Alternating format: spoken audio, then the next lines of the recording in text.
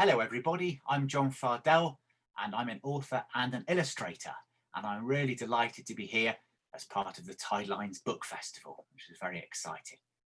So as an author and an illustrator, that means that I get to write the words and do the pictures in a book. Obviously on some books you get two names on the front, whereas an author and an illustrator, two different people. When people do books like that, they usually do the words first and then the illustrator does the picture second. But when you're an author and an illustrator, which is quite common, you can have the fun of doing both things together. So sometimes I think of ideas with pictures, sometimes with words, and I kind of mix them in different ways. So what I'm going to do in this session really is show you some of my books and some of the ways that I work, but really concentrate on passing on tips to all of you so that you can have fun making up stories with words and pictures. I'm sure lots of you are really, really good at that already, but if I can pass on just a few tips of things that I've picked up, that might be helpful.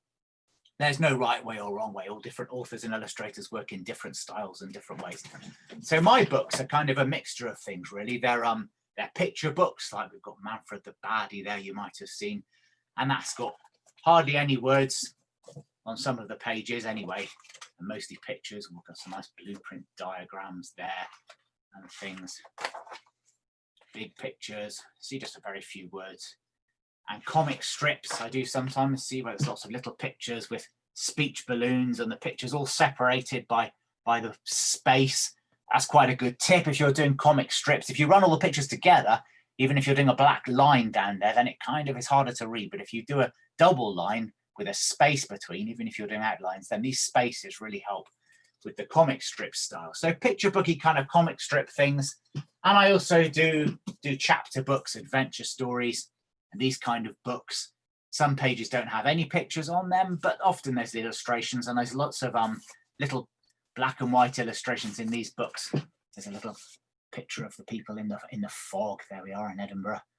And little maps and diagrams you can see inside that button. There's a secret code written down. Maps are very useful. There's a few maps and diagrams of rooms. There's a map of a room actually in this page here. Let me just find it there. There we go.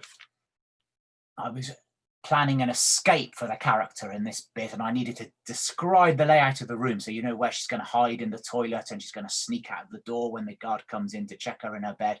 She's made a fake body in the bed with the duvet rolled up. And it was a really boring bit of writing describing where everything went in the room. So I just cut 200 words out and did a diagram. So you can see that when I'm doing words and pictures, I can do a bit of writing, but then I can cut some words and I can do some pictures.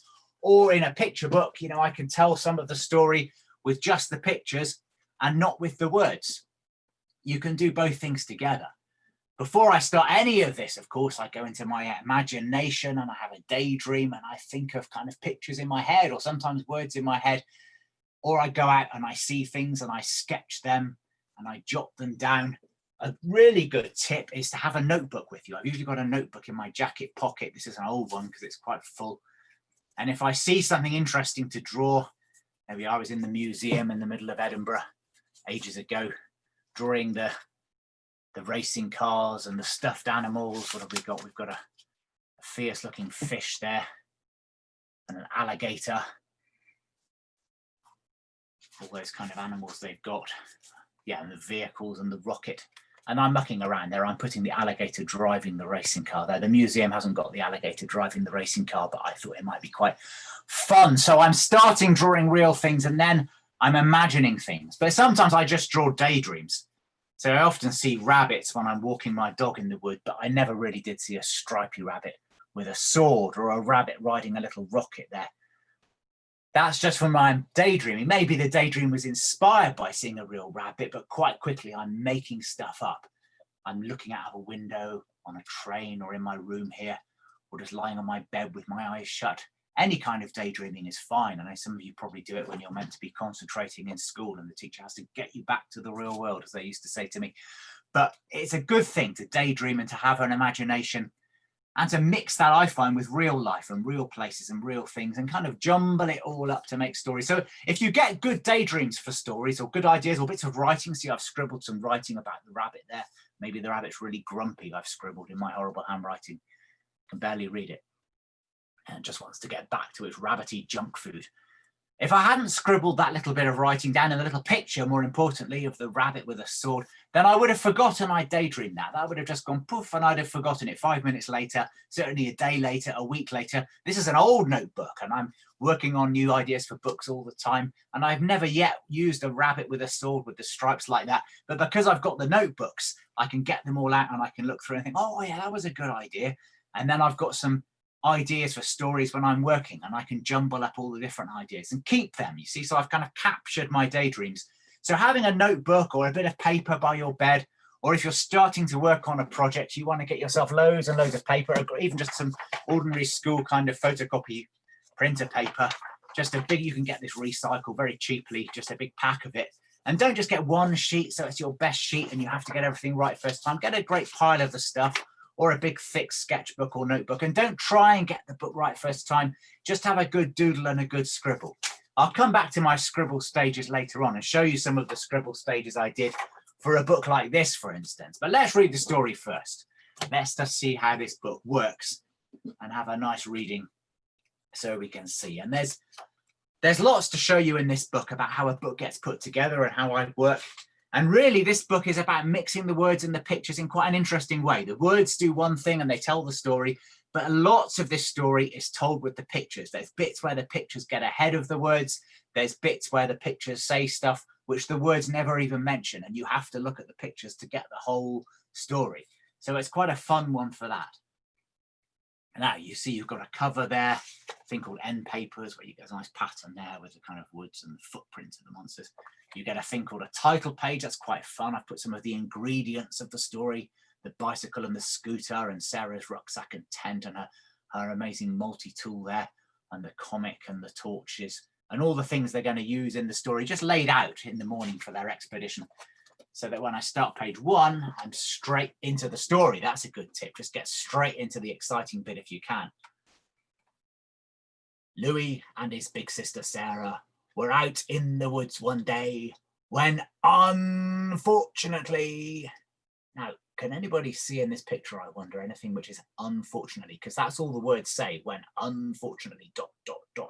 But there's something in this picture which gives you a hint of what's going to come next.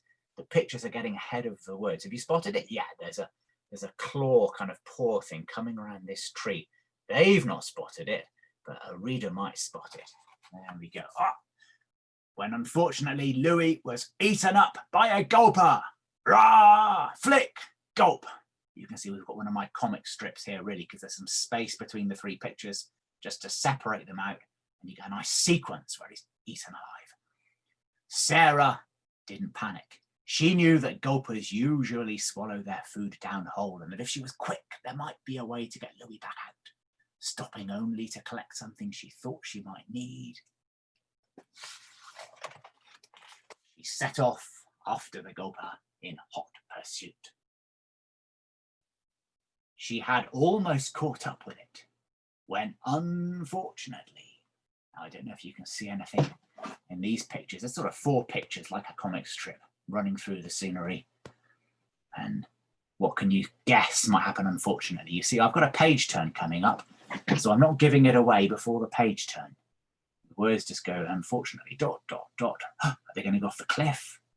Perhaps the creature's going to turn around and eat her. Lots of dangerous things going on. But if you've got sharp eyes, if you're really looking at the pictures, you might spot, oh, there's something coming in there. Is it a claw? It's opening a bit wider. Is it a beak? Let's have a look. Yeah, it's a beak. The gulper was eaten up by a grabula. So they go, grab. Gurgle. Gobble. Or is it gobble, gurgle? Yes, gobble, gurgle. You can see it squeezing that big fat gulper down its long, thin neck, the way some birds do when they eat things. There we go.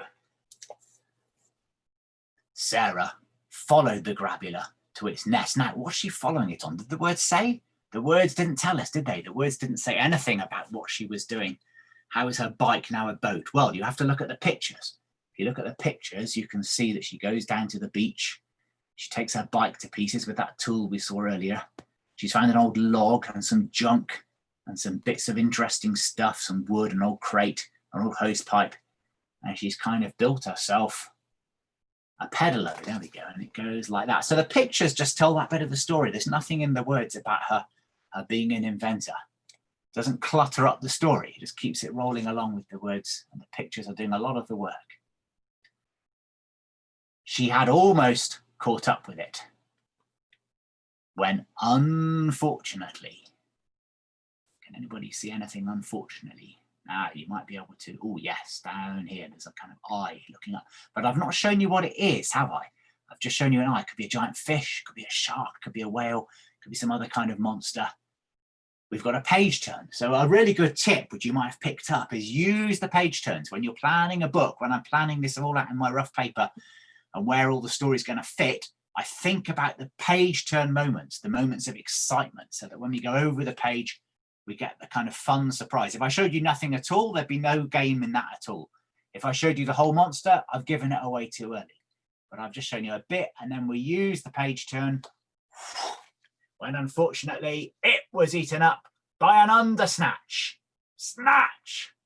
So it was a kind of a monster, a kind of amphibian, I think, like a big newt or a salamander, but like a newt, but huge, with kind of webbed feet. There we go. You can see Sarah is taking that boat to pieces very, very quickly, just as it dives away, and very, very quickly turning her bike into an underwater bike, using the hose as a tube to breathe through, and her bike helmet to float the top of it on so she can breathe through it, and all sorts of things, cogwheels and stuff to make a propeller, and a steering paddle at the front with that spade. Sarah chased after the undersnatch and had almost caught up with it when, unfortunately, can anybody spot anything unfortunately? Yes, you spotted it there. There's a green claw kind of standing on top of the rock there. So I think that's trying to swim into its underwater cave. But that thing there is just standing when, unfortunately, it was eaten up by a spiny-backed gulper. Splosh! Flip! Guzzle! So we've got another sort of comic strip sequence, I guess, with the three pictures there. See how important that space is, separating them, but also how I've not always done my pictures the same shape and size. Sometimes they're long sideways ones, little square ones. This one really tall to flip it up. So it works for the picture. So make your picture shapes, your frames, work for the story. You don't have to have them all the same size, of course. You can play with the different page layouts depending on what you want to happen. Sarah had almost caught up with the spiny-backed guzzler. She's got a sort of kite buggy going there with her bike. That was the tent which was rolled up on the back of her rucksack, you might have seen. She's now using that as a kind of kite to pull herself along. When, unfortunately, people tell me this one is the hardest one to spot. I think because people tend to look on this side where they've all been coming before, they're kind of traveling this way, and the monsters have tended to be down here, and there's a rather spiky looking dangerous bush there, but actually there's nothing hiding in there. I've kind of fooled the reader a bit to make the game more interesting.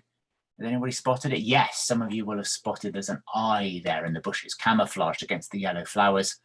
And although these are kind of spiky rocks, this one here is a bit different. It looks a bit like a spiky rock, but what is it? Let's have a look.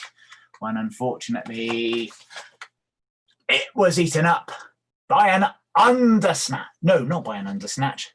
By a saber-toothed yumper. Apologies, I'm trying to read the book from behind, which is quite difficult. I should know it by now. A saber-toothed yumper. That's what that's called. And it goes yump. And there's its saber tooth, which looked a bit like a rock.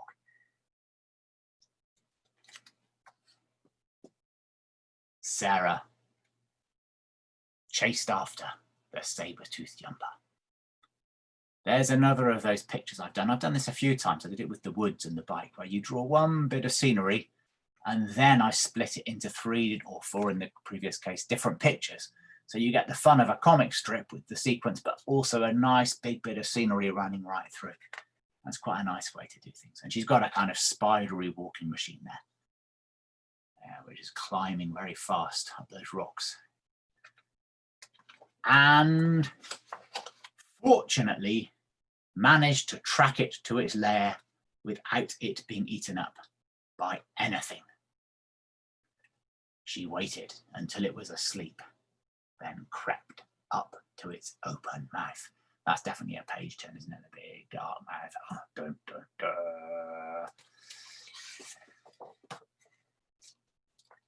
She crawled into its stomach and clambered into the mouth of the spiny-backed guzzler.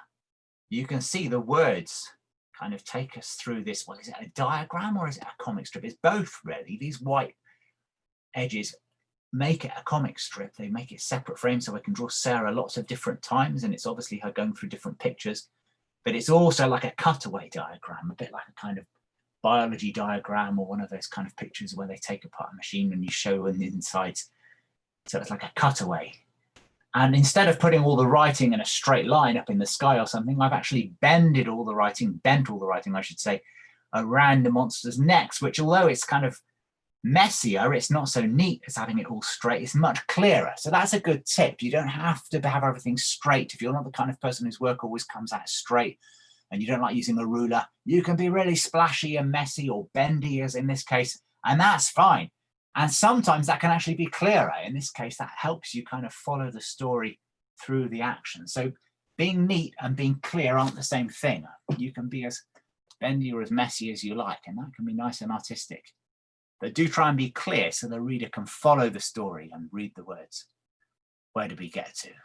Into the mouth of the spiny-backed guzzler, then, oh, there she is, into the mouth of the undersnatch, then into the grabula, through the neck there, and finally into the gulper. There she is. And of course, we've got another page turn where she found Louis. There you are, he said. I knew you'd come. How are we going to get out of here? We're going to use this hiccup frog, said Sarah, which I picked up before chasing after the gulper. You probably remember that bit back at the very beginning of the story. She stopped in the bushes for something she thought she might need in that picture there, remember? And I didn't tell you what it was, so that's a good tip. You can plant little things near the beginning of the story, which then become useful later on. So you think, that's what it was. When I first wrote the story, I didn't know what we were going to have. Then I got to the frog and I thought, I'd better put a frog back at the beginning of the story, or at least a moment where she collects it, so that this bit makes sense. So that's a good tip. You don't have to write your story first go in the right order. You can go back and fix the beginning to make the ending make sense. That's what I did here, which I picked up before chasing after the gulper. Watch this. The hiccup frog boinged all around the gulper's stomach. This made the gulper start to wriggle. This made the grabula wriggle, which set off the undersnatch, and then the spiny-backed guzzler, and then the saber-toothed yumper, until in one great chain of hiccups and burps. Here we go. Hip, burp, hip, burp. Louis and Sarah and the hiccup frog were free. Unfortunately, all the creatures were now extremely hungry. They gathered around Sarah, licking their lips. Get away from my sister! Shouted Louis, or I'll eat you up!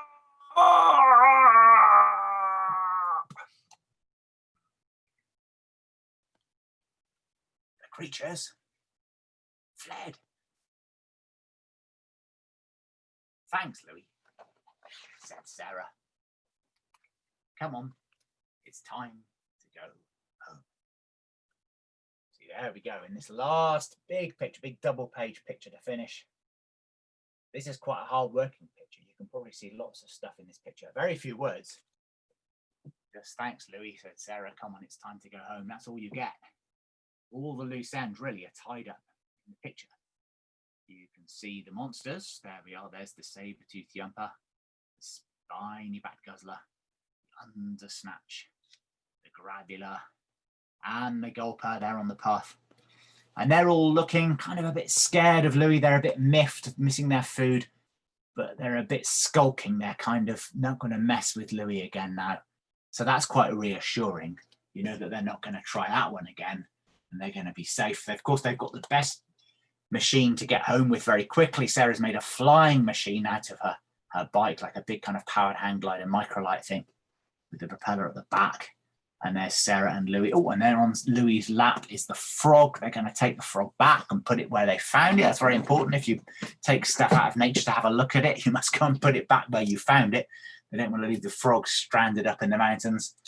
And of course, there's everywhere they went. There's the kind of cliff top where the saber-toothed yumper had its lair, and the rocks where she kind of climbed up on her spider machine, and the desert, and the bush where the saber-toothed yumper was hiding and camouflaged and jumped out, and the footprints across the desert to where it caught the undersnatch, and the undersnatch was swimming in the sea. And there's the rock, the big stack rock where the bird, the gravel, had its nest. And there's the cliff that they didn't quite go over when they were chasing along on the bike, chasing after the gulper, and the woods. And just on the other side of the woods, you can see their house. You can see also I've put a trail of smoke coming out of the chimney of the little house there in the woods. The smoke is very useful. It helps the reader see the house. It would help them find the house as well, of course. And it draws the eye in. But also having the smoke coming out the chimney, it kind of tells us that somebody's got the fire on. Somebody's got the stove on. It's probably a little stovepipe coming out of like a wood burning oven or a stove or something. Maybe somebody's cooking tea. I haven't said who they live with. At the beginning, I didn't say mum, dad, granny, grandpa, auntie, uncle. Could have been anybody living there with them. But what the smoke tells you is that somebody lives there, that they're not two children who live on their own in a cold, dark cabin surrounded by gulpers and things. So it's a very comforting trail of smoke. It makes them makes it clear that they're being looked after and that there's some grown up there who's cooking tea. And you can see it's getting towards evening. The sky's going a bit yellow there in the west. So they're going to be home in time for tea. And it's a kind of cozy thing. But I've not put that. I've not put in the text, oh, look, grandpa's got the fire on, mum's got the fire on, or whatever. We're going to be home in time for tea. That would be too many words. You don't need that. Just the smoke, one little trail of smoke tells you all of that. So you can see, I hope, all the way through this book, how hard the pictures are really working to tell loads of the story. You could tell this story without the words and you'd probably understand it. I've got a copy somewhere of this book in all sorts of different languages, but I've got a copy in Chinese, for instance, where I don't speak any of the words at all. But I think if you were picking up this book and you've never read the English version, then you would still understand what was going on from the pictures. Really, it's kind of clear enough. And the words add something. They've got lots of nice monster names which roll off the tongue and lots of fun stuff like unfortunately, ... And I'm using the words in a fun way. I'm an author as well as an illustrator. But I'm not having to waste words explaining all the stuff that the pictures are showing. I'm not duplicating, writing the whole thing down and then just decorating with pictures the things I've already said in the words. The pictures have their own purpose and I've left them plenty to do. So if you're going to be doing a picture book, leave the pictures lots of story to tell, lots of work to do, and just concentrate on the fun words you want. And fewer words is often better than loads of words. Often, even with a chapter book where it's got thousands and thousands of words, the original first draft of this, before I rewrote it, my rough attempt, had loads of extra words, which I chopped out. A lot of the work is cutting it down to just the ones that you want. So you don't have to write long books for them to be good books. Often short, snappy books can be great. So when I've got my ideas, going back to my kind of working process, when I've got the sort of notebooky stuff, somewhere there'll be a notebook with ideas about Louis and Sarah, or before that, I think that they started out with a kind of scribbly notebook one somewhere, which was called We've Been Eaten Up. My first version of that book I've just read you was, oh no, we've been eaten up by a gongrake. Oh no, the gongrake's been eaten up by a boogly boo or something. You know, it was like that, and they were inside, but it was written in the first person with a brother and a sister talking it through. Oh no, we've been eaten up. And that would be quite nice. That I could use that for another book, I suppose, if people aren't fed up with books about people being eaten alive. But somewhere I kind of realized that no, what I really wanted was to be a book much more kind of less dramatic in the telling, just telling it very straight and about an ordinary brother. And it'd be more interesting if the sister wasn't eaten and she had to be the rescuer. That was kind of my way my brain was working. So it doesn't always get right first time. You get a germ of an idea, a daydream. My daydream, I suppose, really was the idea of being eaten alive. That kind of idea of being deep inside a monster or several monsters and still being alive. You know, that fascinated me when I was a child and I heard stories like Red Riding Hood or Jonah and the Whale or things like that. The idea of being inside an animal but still alive and able to come out again. That, when I was about 4, you know, I would hear stories like that, particularly Red Riding Hood, which is quite scary, with the grandma and Red Riding Hood in the wolf and then having to be rescued by the woodcutter and coming out. And what would that be like? You know, that would be kind of a strange thing to be in, you know, and I guess it is a strange kind of picture. I've tried not to make it too creepy. It's not all full of blood and gore and bones. It's not realistic. It's just very flat colors. And you can see that Louis very happy inside, just patiently reading his comic. So I've not, and the creatures are kind of frowning. They're all looking a bit angry or a bit miffed that Sarah is climbing through them and they're wondering how they got there. But it's funny, you know, they don't look like they're all dead. And I've not made it too scary. But it is kind of peculiar. So that was my daydream. And then I kind of worked it through. So I get loads of rough paper and I worked out how I could improve the story. This is my next sort of attempt. I was scribbling this down. I think I was on my way to see the publisher who lives in London. I live in Edinburgh, but I was on a train going down to London for a meeting about what books I could do next. And I think I had this idea, but it hadn't quite worked. But I was early for a change, and I had a bit of time, and I was getting the London Underground from the railway station to where the publisher was. And I was a bit early, so I got off the tube station. I had half an hour, and I sat on the bench in the Underground station with some paper and just tried to sort of scribble down the germ of the idea. And then when I showed it to my publisher, and oh yeah, that's interesting. So I worked it up a little bit more into a full story. So it can be as scribbly as that, you know, just kind of the idea comes to you and you just want to jot it down. And it went something like Louis and his big sister Sarah were out in the woods one day when unfortunately Louis was eaten up by a gongrake. And then we've got the bit about Sarah not panicking. It says she ran after it. You can see Sarah running after him on foot. No bike. I hadn't thought of the bike at this stage. And there's Louis inside. I was going to put a little cutaway picture way earlier in the story so that all the way through you had a series of cutaways and you could see Louis. That really wasn't working. When I looked at it, when I tried to draw this up a little bit bigger, that looked a bit like a window. A young child might have thought, oh, all these monsters have glass windows in the side where you could see the person inside them who's been eaten. It looked a bit like that. And also it gave away too early on that Louis was patiently sitting there with his comic and he was fine. It's funnier if you don't find that out until you've been worrying about him all the way through the book. And then you reveal it in that big kind of cutaway. So I've changed my mind. That's the real tip of this. You can, if you work in rough paper, if I'd worked all this up on my very best kind of thick watercolor paper where I do my finished pictures, these take ages and they're great big expensive sheets of paper and I have to plan them all out and draw them. We'll get to those in a minute. If I started on that and then I changed my mind, I've lost a week or two's work and I've got to start all over again. This way I can change my mind, I can try things out, I can try it this way, that way, and I keep them all. I'm not working in pencil and rubbing everything out. I'm keeping them all so that if I want to use some of the stuff I didn't use for another book, or if I want to come back and change my mind again, I've got it all there. I'm not even working on both sides. I know that we have to be careful about not wasting stuff, but at the same time, if you're doing a project like this, if you just leave one side blank and work on the one side, then you can lay all of your story out and you can find it all and you can look at it all at once. Or if you draw something really good and rough and you wanted to keep it for the final story and cut it out and stick it on, then you've not got to worry about what's on the back. So that's another good reason. So although it sounds wasteful, I would get really good, cheap kind of recycled paper that you're not too worried about in the first place, and then work on one side and get loads of it. And don't worry if you do 10 pages, which end up not being right, and you need another 10 pages to get it right. That's all part of the process. Get a big, big folder if you can, a nice big kind of folder to keep everything in as a project or a big drawer. And then if you end up with loads and loads of ideas to sift through, that's great. You can have the fun of mucking around with your imagination, getting things wrong. You'll notice it was called a gongrake in that first thing. I thought that was quite a funny name for a monster, but then I thought, no, it sounds a little bit too made up, like I'm trying to be too funny. It doesn't quite sound real. I don't know. I went through other ideas, gulp, gob, lurk, different kind of ideas for monster names until I settled on Gulper, which was just what it does, and it was the simplest in the end. And so similarly, I'll do lots and lots of sketches of the characters, lots of little drawings of Louis and Sarah and the monsters, all kind of scribbled on bits of paper, trying them out, changing my mind. Does the monster have ears? Does its legs go like this? Does Louis have this kind of hairstyle? Does Sarah look on the back? So loads and loads of quite scribbly rough paper, working up into how I want the story to go, and experimenting and playing with the ideas. And that really is all part of the process. I'll see if I can find the picture Louis and Sarah somewhere. I've got one of them all in rough.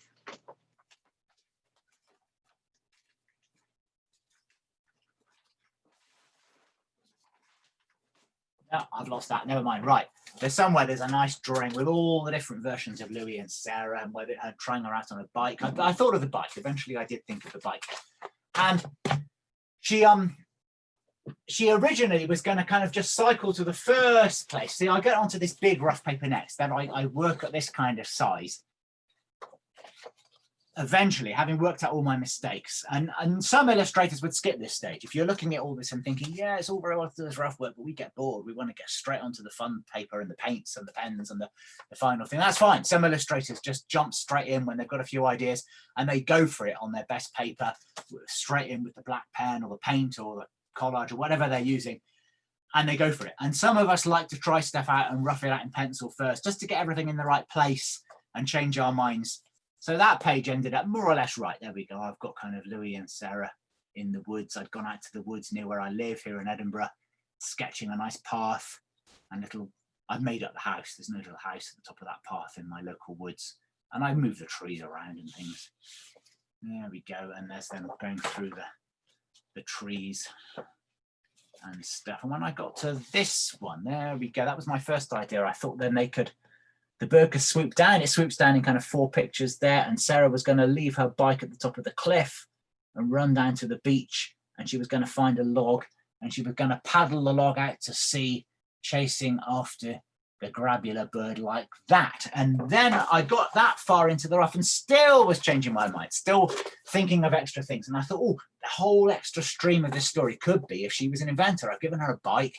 And I love inventions. I love stories with inventors and inventions. This chapter book, for instance, and the series of this are full of inventors making amazing machines and things, and some of my other books. So that's a kind of strain of my storytelling, I guess. And I thought, yeah, why wouldn't Sarah be an inventor? That would be more fun. And we could have a whole other thing where she keeps turning her bike into things. So I improved it. I redrew this. You can see I took the opportunity also to improve the composition, as you might call it, the layout. See, there's 4 pictures there with the bird coming in small, going grab like that. But then I thought, no, it's better if it's just one great big picture. Get the size of the bird. It's so big it can't quite fit in, but you get the scale of the thing. Nice big picture, then 2 smaller pictures. And this time Sarah's taking the bike down to the beach and she's doing her inventing there, as we know. And there she goes out like that. So that when I get these things right there, you can see that rock is actually the same. That's I drew it right this time. And because I was running out of time slightly, I photocopied it and then glued it on. So you can just see that's the first drawing, just to save myself a bit of time. And it looks a bit messy, but it doesn't matter. The whole thing looks messy, but this isn't going to be published. Nobody's going to have to read this. This is just me getting everything straight so that when I get in with my best paper, here we go. I'll find that one so you can compare it. Just over here. There we go. Yeah, so that's the rough one. And then I sort of trace it out for the positions, not really for the drawing, but I kind of put this one down on a kind of table with a light underneath it. I've got a light box and I put my best sheet of watercolor paper when it's blank like that. And then I pencil everything in the right kind of positions to get it all right, but not doing too much detail. And then I take this one and I go in with a pen to really kind of draw it properly. The pen I'm using when I draw these things is an old-fashioned kind of pen. It's called a dip pen. Here we go. You can just see if I put it up to the screen. There we go. Yeah, it's like it looks like a fountain pen nib, but actually the nibs come out like that. The pen holder doesn't have any ink in it at all. That's just a bit of plastic. Could be a bit of wood. You get different kinds. The old-fashioned ones would have been wood or even metal. And I've got a whole load of little pen nibs, spare ones, different sizes. There we go. Thick ones and thin ones. All that. That's one of my favorite ones. That one looks like a little hand. See, like a little pointy finger. I do like that one. It draws nicely. I mean, it looks like novelty, but it's a really nice drawer. But different ones, brass ones, and these are old metal ones. I found someone online selling old antique kind of ones, and they draw very nicely. Back in the days when people were using these in kind of really in schools, probably even up to the kind of Second World War, most of the first bit of the 20th century, I think, they were still giving kids these to learn to draw with, and people in offices would use them until they invented pens with ink inside them, fountain pens and things, and everybody got into those, and then biros and the kind of barrel pens, the kind of things you use. But in the old days, everybody would kind of learn to draw with these kind of nibs. So you can, you can change the nib, you can take one out, there we are, and you can I'll put my favorite one in there like that, there we go. And then you've got a pen. So you get different thicknesses, and they wear out occasionally, so you kind of need a new one anyway.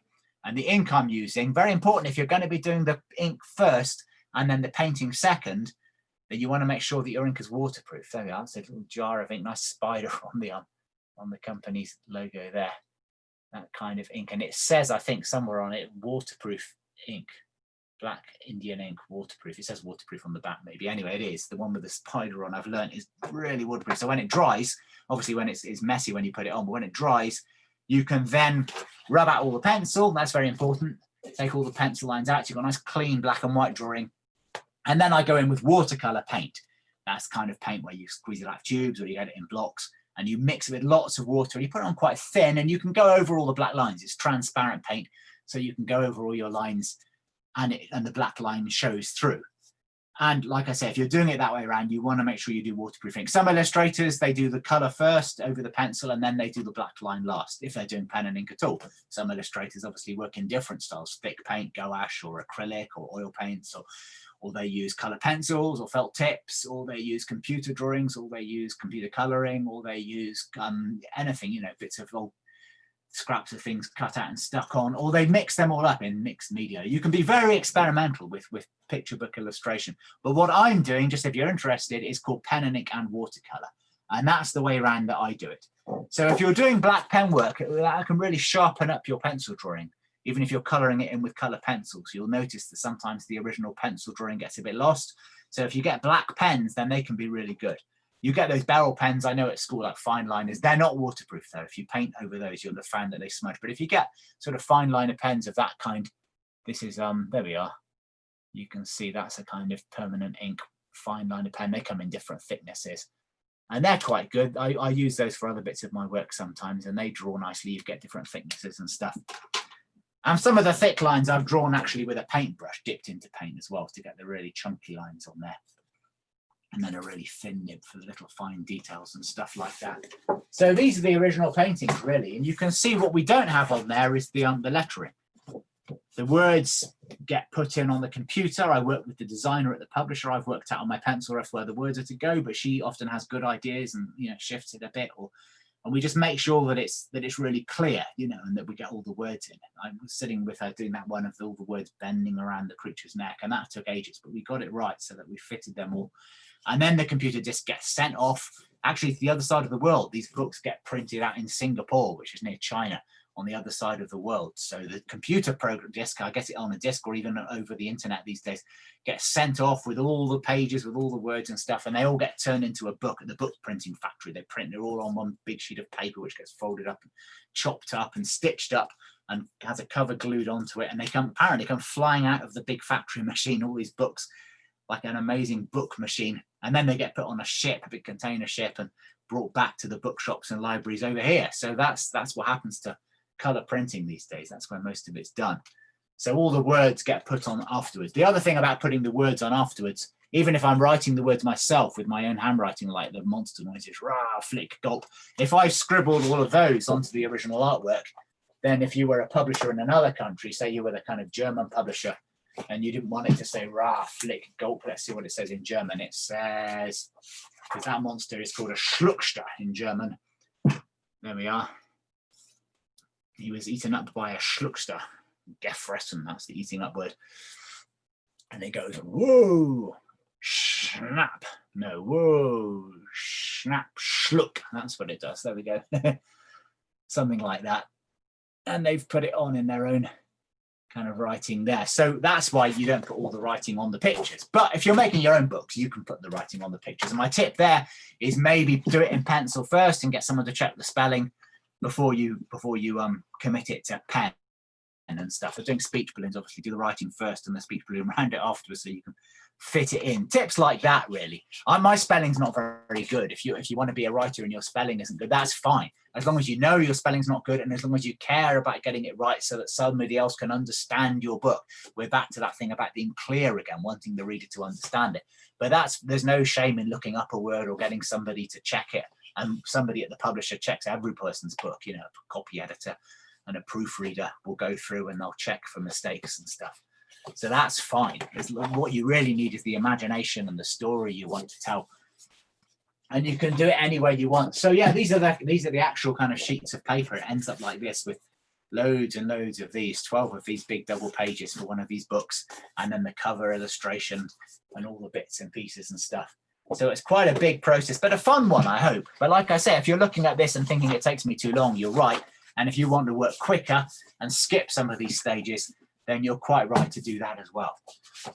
Another thing I like doing is the inventions. Like I was saying, when I thought of Sarah being an inventor, that tapped into a good bit of my brain, because I really do like kind of making up machines and inventions. Like there's a kind of snowmobile thing which gets turned into an ice yacht, and this thing is full of sort of secret inventions. This is a kind of series of books, these chapter books. There we are. There's the second one in the series, although they're each their own story. You can read them out of order. And this one, they've helped somebody build a kind of strange aeroplane, an electric aeroplane with no tail, a kind of big curvy banana-shaped wing. There we are. They're flying away from a castle. You can see in my stories often disastrous things happen. A really good tip, of course, is not to make things too easy for your characters. If you really went off to Switzerland in an airplane and something went wrong, you'd want the adults to sort it out, and you wouldn't want to be hanging out of a plane for your life like that, nearly about to fall to your death. That would be a terrible holiday. But in a storybook, of course, that's much more exciting. Or if Louis and Sarah went into the woods and had a nice picnic and came home. In real life, lovely. In a story, maybe not enough action. You can make a really good story, but almost nothing happens. But I find that I like to have a bit of tension, a bit of action, some baddies, some bad things happening, some problems for the characters. It doesn't have to be baddies, but it often helps sometimes, especially with an adventure story. Anyway, to get back to what I was really saying, with the inventions, I like to kind of have fun making them up and going into the kind of inventing part of my brain and making models sometimes. I don't know if any of you people ever make models. I used to spend a lot of time when I was your age making models of aeroplanes or boats or things. My dad makes models still, great big aeroplanes which really fly, you know, radio control things. And so he was always helping us and things.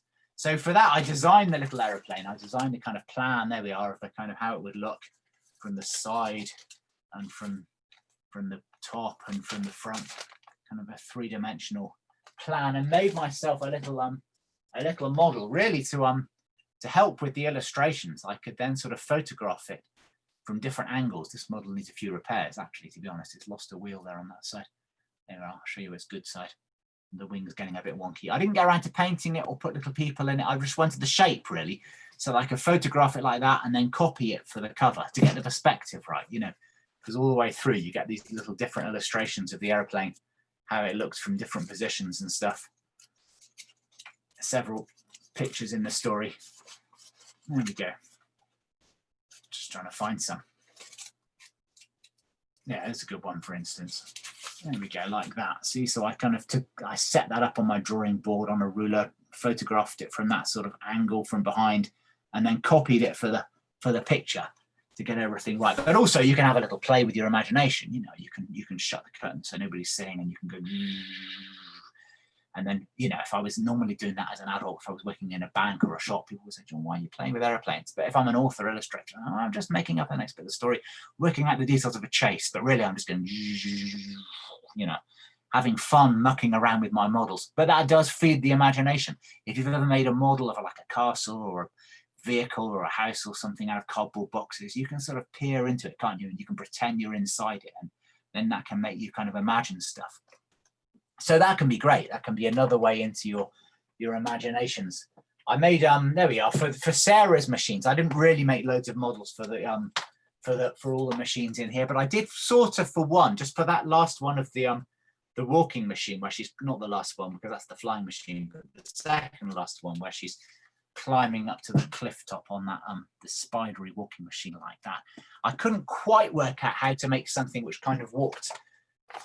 So I had a look on kind of YouTube and researched how people make walking machines. There we go.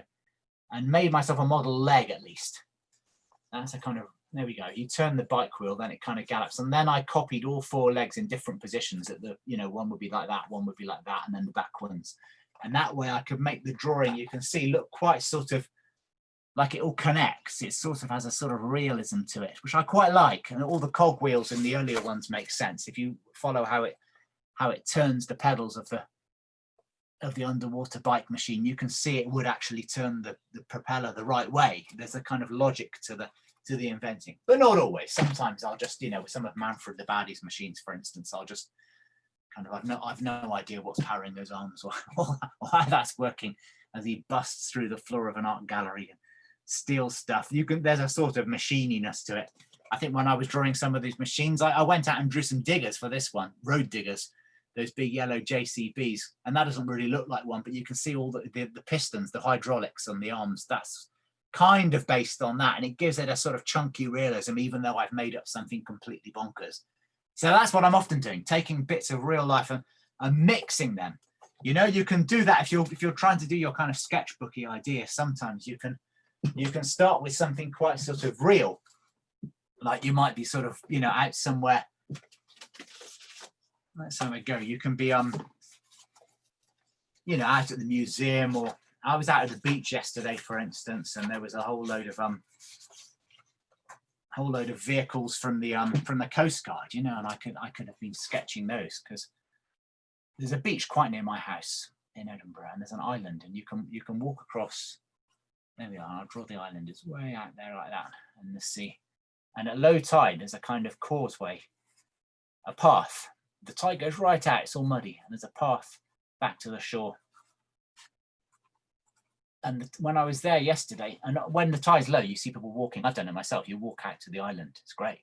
And you can walk around the island and look at all the old wartime buildings and stuff. It was used for defenses against sort of enemy submarines and stuff. Lookout posts, really. And you can walk out, and you have to come back before the tide comes back in. I've come back from there occasionally with slightly wet feet because the tide's just coming in if you're coming back with your kids. 2 people yesterday, as often happened, had stayed a bit too long, probably around the back of the island. And by the time they wanted to come back, the tide had come in. So when I was there with my dog yesterday, there were all these Coast Guard vans and stuff waiting to rescue them. They'd sent a boat out. The tide had washed out all the causeway. They'd have had to swim for it. It's about a mile, and it's got tidal current, so they would be crazy to do that. They could have waited for the next tide, but it was getting dark and cold, and it wasn't going to be low tide till midnight. So the Coast Guard man was telling us that, no, we've got to send the boat out. And they were fine. They were cheery. It's good practice for the Coast Guards, and easily done, they said, and they don't mind. So in real life, lovely, everybody got rescued. But if I was trying to make a story out of what I'd seen there, what would I do? I'd maybe think, okay, so maybe it was some kids who were out there. Maybe a boy and a girl went out there. They went out to the island. Maybe they weren't really supposed to. Maybe they weren't supposed to be out to the island, but they thought, oh, it's low tide. We can go out there down at the beach on their own in the half-term holidays. Stayed a bit too long. Tide's back in. Oh, we're going to be in trouble. Oh, should we call? Maybe they didn't have a phone or anything, So they said, oh, we'll sit it out. We'll wait, but it gets dark, and it's okay. By midnight, we'll be able to walk back across. We'll be in trouble. We'll be fine. So I'm, in real life, much better if they get rescued by the Coast Guard. But in a story, that gets wrapped up way too quickly. I'm kind of thinking, no, I'd make a story where they couldn't get the Coast Guard. Didn't work out. They're waiting in the dark. Okay, it's still going to be all right. But I don't know, what if one of the children disappears? One of them is missing. What's happened? What else did I see down there? I saw birds, geese flying over, loads of them, big migrating geese. I don't know, birds like that, crows down on the beach and things, There's loads at this time of year, and they all gather on the kind of tidal flats and stuff like that. Maybe there's a kind of giant one. Maybe it flies. Maybe it takes one of the children. Maybe it takes both of them. Maybe they don't come back from the island. Maybe they discover something on the island. Maybe there's a cave. Maybe at night there's little baddies with an underground thing, and they just rely on there never being anybody on the island when the tide's up and it's nighttime, and the kids see something they're not supposed to. So maybe it's an animal story. Maybe it's magic. Maybe it's a giant goose. Maybe it's an evil baddie with a lair under the thing. Maybe it's an evil crow under the thing. Maybe it's a good crow who helps them. I don't know. They're funny crows. Sometimes they're like a bit menacing on the beach, all gathering around, hoping I'm going to give them some dog biscuits. Maybe they're just little funny, cheeky ones. I was drawing those too. Nice things to draw. Stumpy ones, mostly black down there. There's a few hoodie crows, like I know you get over on your side of the country, over in Ayrshire. The black and grey ones, just a few. One of the few places in Edinburgh you'll see them just along. Cramond Island, that's what that's called. But you've got great islands in Ayrshire, I know from where you are. You've got lovely, all those islands in the Clyde, Arran, and the Cumbries, and all the different places. Oh, and the lovely views sometimes of the Ailsa Craig. As children, we'd go on holiday to that part of Scotland, and we'd see the Ailsa Craig, as you do from a distance, and we were told there's no people allowed to live there. That's just a bird sanctuary. It's that wonderful shape, isn't it? You know, that kind of limpet shape out on the horizon. And as children, the idea that there's nobody on there, nobody allowed to be on there because it's a bird sanctuary, it's just for the nature. That was intriguing, and the distance and the way you could always see it, but always far away. So that would trigger imaginations. There's lots of islands in my story, but you can see what I'm really trying to demonstrate is just from a walk on the beach, I've kind of fired up all sorts of possibilities. And, you know, with a sketchbook in your pocket and your imagination and mixing real life and, you know, having fun, whether it's kind of bad stuff or funny stuff or mixing it all together. Find whatever you're into. My top tip is write the book that you most like to read. Don't worry about what other people like. Don't worry about what other people are going to think is silly or not, or what other people think is popular. Just imagine there's a blank space on the bookshelf and your favorite book in the world doesn't exist yet. So you can't just copy other books you've enjoyed. You can be inspired by them, but you must be original. You must make it your own versions and your own stories and your own characters. And you're going to create the book which will be perfect for you. And if you're that excited when you write it, whatever it's about, your favorite animals, your favorite things to do in real life, your favorite things to do in your imagination, your amazing fantasies of what you might want to do, anything at all, and you pour it into that book and mix the words and the pictures in the most fun way, then everybody will be excited when they read your book because you were excited when you created your book. So that's enough rambling from me. Hopefully, having done this, you'll be able to switch off the screen and at some point get loads and loads of paper, rough paper, good paper, art materials, whatever you want, and have the most fun, which is making up your own stories with words and pictures, being authors and illustrators, or illustrators then authors, illustrators. That's what you can all be. You're all going to be illustrators and have some fun with it. So do have fun. That's my top tip, and really enjoy it and go to town. Thanks for listening, and really have a lot of fun with that. And thanks very much indeed. Thanks then. Bye.